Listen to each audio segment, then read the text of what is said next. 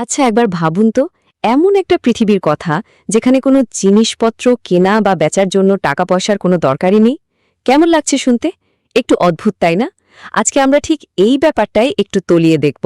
চলুন সরাসরি এই মুদ্রাবিহীন অর্থনীতির ধারণার গভীরে যাওয়া যাক। তাহলে চলুন একদম গোড়ার প্রশ্নটা দিয়ে শুরু করা যাক। আমরা কি সত্যি সত্যি টাকা ছাড়া একটা পৃথিবী কল্পনা করতে পারি? মানে কোনো ব্যাংক নেই, ওয়ালেটে কোনো নোট নেই, পকেটে কোনো কয়েনও নেই। এই প্রশ্নটা নিয়ে কিন্তু আমাদের আজকের এই পুরো আলোচনা। এই বড় প্রশ্নের উত্তর খোঁজার আগে আসুন তো টাকা বা মুদ্রা জিনিসটা আসলে কি সেটা আরেকবার ছালিয়ে নিই। খুব সহজ করে বললে টাকা হলো বিনিময়ের একটা সর্বজনীন মাধ্যম। সরকার এটা চালু করে আর আমরা যে কোনো জিনিসপত্র বা পরিষেবা কেনার জন্য এটা ব্যবহার করি। ব্যাস এটুকুই। আর এই টাকার তো শুধু একটাই কাজ না, এর আসলে চারটে প্রধান কাজ আছে। প্রথমত, এটা বিনিময়ের মাধ্যম, মানে আগেকার দিনের মতো দুটো ছাগলের বদলে এক বস্তা চাল, এইসব ঝামেলার দিন শেষ। দ্বিতীয়ত, এটা দিয়ে যে কোনো জিনিসের দাম মাপা যায়। তৃতীয়ত, এটাকে আমরা ভবিষ্যতের জন্য জমিয়ে রাখতে পারি, মানে সঞ্চয় করতে পারি। আর সবশেষে লোন বা ধার দেওয়ার নেওয়ার হিসেবটাও কিন্তু এই টাকার মাধ্যমেই হয়। বাহ, তাহলে তো মনে হচ্ছে টাকা ছাড়া আমাদের এক মুহূর্ত চলবে না। খুবই কাজের একটা জিনিস। তাহলে প্রশ্নটা হলো, এত কাজের একটা জিনিস থাকতেও আমরা কেন মুদ্রাবিহীন অর্থনীতির কথা ভাবছি? সমস্যাটা ঠিক কোথায়?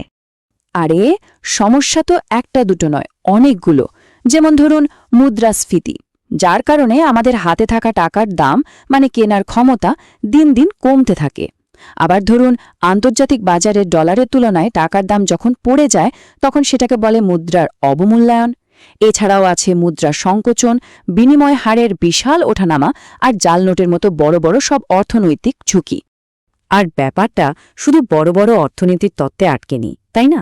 এই প্রভাব কিন্তু আমাদের সবার ব্যক্তিগত জীবনেও এসে পড়ে। যেমন ঋণের বোঝা বাড়তে থাকা বা ভবিষ্যতের জন্য ঠিকমতো সঞ্চয় করে উঠে না পারা, এই সমস্যাগুলোর সাথে আমরা প্রায় সবাই কম বেশি পরিচিত।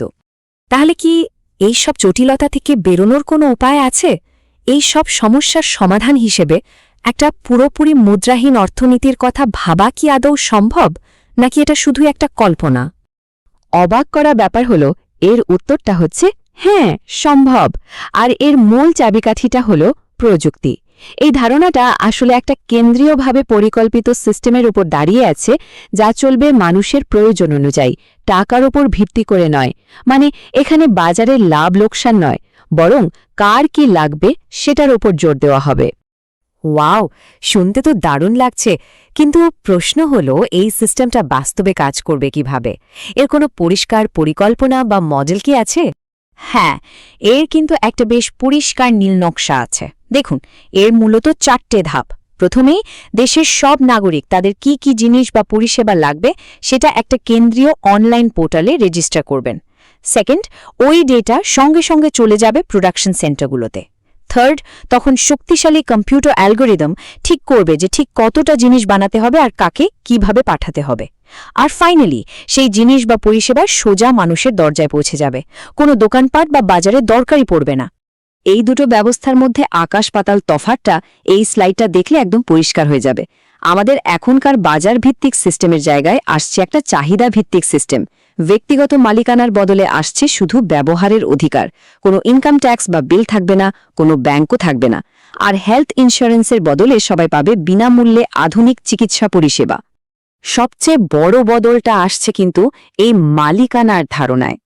এই উদ্ধৃতিটা দেখুন, মানুষ কোনো জমির ব্যক্তিগত মালিক হবে না। যে কোনো বস্তুর ক্ষেত্রে তারা শুধু ব্যবহারের সময়টুকুর জন্যই তার অধিকারী হবে।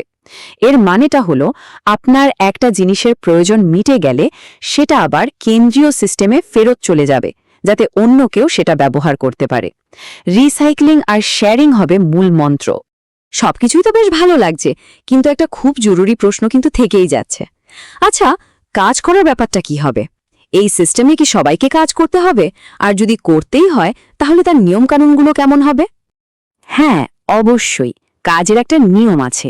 এখানে 25 থেকে 50 বছর বয়সী প্রত্যেককে সপ্তাহে 5 দিন কাজ করতে হবে।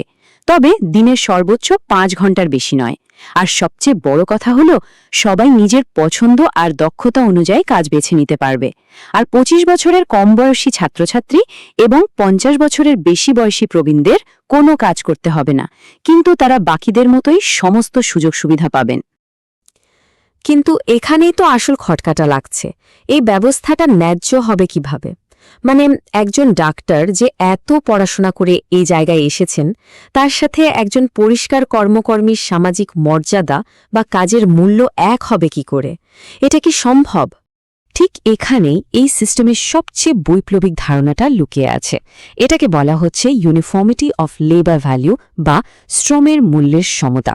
এর মূল কথাটাই হল সমাজের জন্য প্রয়োজনীয় সব ধরনের শ্রমকে সমানভাবে মূল্যায়ন করা হবে। কে কি কাজ করছে সেটা বড় কথা নয়, কে কতটা সময় দিয়ে সমাজের জন্য অবদান রাখছে সেটাই হবে একমাত্র মাপকাঠি। চলুন এর পেছনের সহজ অঙ্কটা একটু বুঝে নিই। দেখুন, এই সিস্টেমে যে কোনো পেশায় 1 ঘন্টা শ্রম দিলে পাওয়া যাবে 1 ক্রেডিট পয়েন্ট। তার মানে একজন সার্জন 1 ঘন্টা অপারেশন থিয়েটারে কাজ করলে যে মূল্য পাবেন, একজন কৃষক 1 ঘন্টা মাঠে কাজ করলেও ঠিক একই মূল্য পাবেন।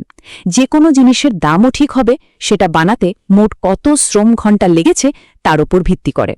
আর পুরো অর্থনীতিতে মোট যত ক্রেডিট পয়েন্ট থাকবে, মোট উৎপাদিত জিনিসের মূল্য ঠিক ততটাই হবে। ফলে একটা নিখুঁত ভারসাম্য বজায় থাকবে। তো পুরো আলোচনা শোনার পর শেষ প্রশ্নটা কিন্তু এটাই দাঁড়াচ্ছে, প্রযুক্তি নির্ভর এই কেন্দ্রীয় ব্যবস্থা কি সত্যিই টাকা পয়সার প্রয়োজনীয়তাকে পুরোপুরি ইতিহাস করে দিতে পারবে? এই প্রশ্নটার উত্তর খোঁজার ভার আপনাদের ওপরই ছেড়ে দেয়া হলো। আপনাদের কি মনে হয় কমেন্টে অবশ্যই জানাবেন। আমাদের সাথে থাকার জন্য ধন্যবাদ।